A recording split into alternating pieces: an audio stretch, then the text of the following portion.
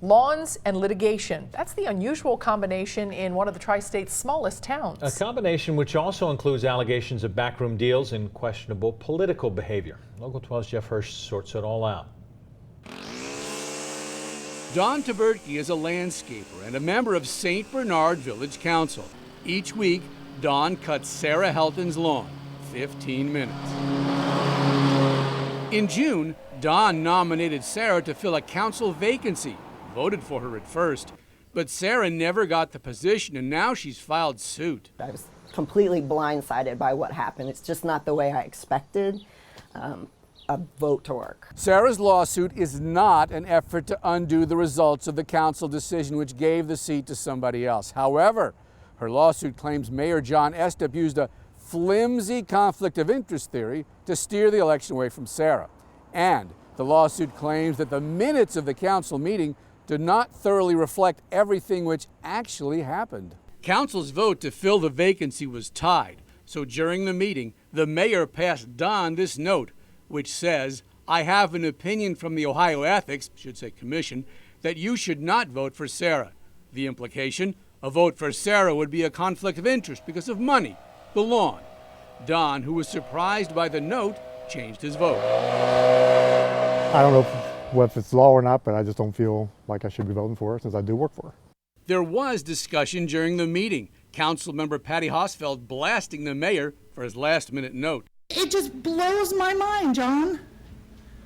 You always say it's not behind closed doors. Well, that's BS because it is behind closed doors. I gave him the note and said you're on shaky ground. It's his choice. The mayor had indeed contacted the Ethics Commission earlier in the day and was given a 1994 opinion about a $50,000 contract in northern Ohio, which was deemed a potential conflict of interest. But the mayor never outlined specifics, just gave Don the note. Sarah insists there's no conflict in her situation. There had to be more to the relationship than what I had described. Council's minutes had nothing about the note, nothing about the verbal sparring, just who was nominated and who won.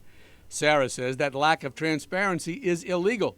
The mayor tells Local 12 he cannot comment on pending litigation. What makes this story even more interesting is that Sarah Helton lives right next door to the mayor. Their lawns basically merge together. I'm standing on what I think is the exact boundary line. Don cuts Sarah's grass.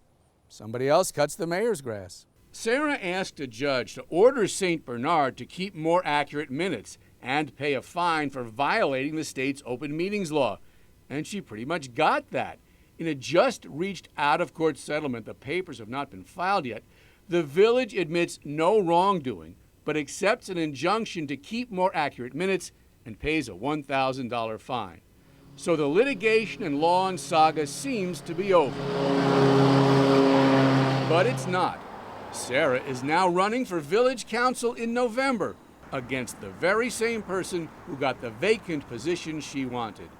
Meantime, the St. Bernard in St. Bernard sits silently and wonders what's next. Jeff Hirsch, Local 12 News.